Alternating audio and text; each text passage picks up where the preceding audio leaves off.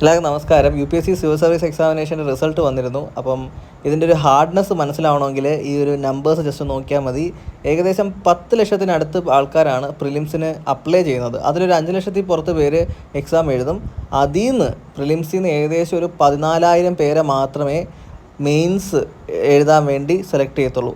അതിൽ നിന്ന് ഒരു 2,500 പേരായിരിക്കും ഇൻ്റർവ്യൂവിന് പോവുക. കഴിഞ്ഞ തവണ 2024 UPSCക്ക് ഏകദേശം 2,400 സംതിങ് പേരാണ് പോയത്. അതിലൊരു 1,129 പേരെ സെലക്ട് ചെയ്യും. അതിലൊരു 1,009 പേർക്ക് അപ്പോയിൻമെൻറ്റ് ലെറ്റർ കൊടുക്കും.